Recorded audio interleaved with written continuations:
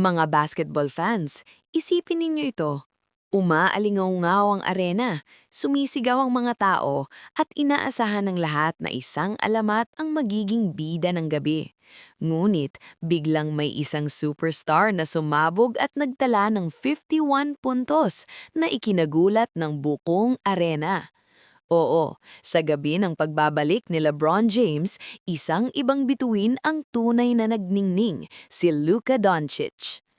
Dapat sana ay tungkol ito sa pagbabalik ng King matapos niyang makaligtaan ang tatlong laro dahil sa injury para sa Los Angeles Lakers. Punong-puno ng excitement ang mga fans sa arena dahil gusto nilang makita muli ang kanilang legend sa court. Ngunit mula pa lang sa unang quarter, napansin na ng lahat na may kakaibang nangyayari. Parang ibang level ang laro ni Luka. Sa bawat hawak niya ng bola, sa bawat tira, at sa bawat galaw niya sa court, tila walang makakapigil sa kanya at ang kalaban na Chicago Bulls ay halos walang sagot sa kanyang mga atake. Sa simula, parang normal lang na magandang performance. Nakapuntos si Luka ng isang three-pointer, pagkatapos ay isa pa, at sinundan ng isang mahirap na layup laban sa mga defender. Ngunit, lalo pang uminit ang laban nang may sinabi raw sa kanya ang batang Bulls forward na si Mathas Buzelis habang nasa gitna ng laro. Hindi malinaw kung ano ang sinabi niya, ngulit ayon kay Luka mismo, iyon ang nagising sa kanyang kompetitibong espiritu. Mula sa sandaling iyon, tila pumasok siya sa ibang antas ng laro. Sunod-sunod ang pasok ng kanyang mga tira at unti-unting napansin ng crowd na may espesyal na nangyayari sa harap nila. Umabot siya ng 30 points, pagkatapos ay 40 hanggang sa tuluyang maabot ang kamanghamanghang 51 points, ang pinakamataas niyang scoring game kasama ang Lakers.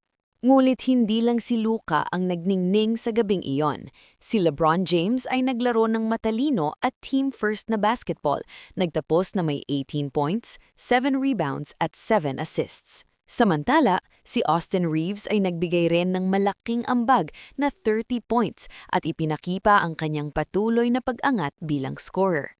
Nag-ambag din si DeAndre Ayton ng 23 points sa ilalim ng basket habang si Rui Hachimura ay nagdagdag ng 15 points.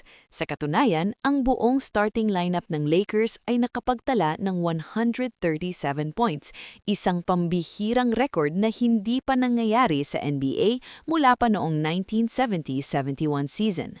Pagdating ng huling bahagi ng fourth quarter, dumating ang sandaling hindi makakalimutan ng mga fans.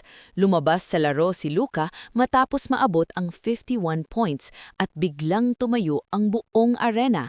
Isang napakalakas na standing ovation ang ibinigay ng mga fans bilang pagkilala sa kanyang kamanghamanghang performance.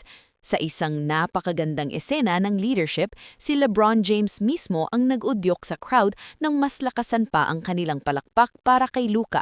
Iyon ay isang sandali ng respeto, pagkakaisa at posibleng simula ng bagong era para sa Lakers. Sa huli, nagtapos ang laro sa score na 142-130 pabor sa Lakers laban sa Bulls.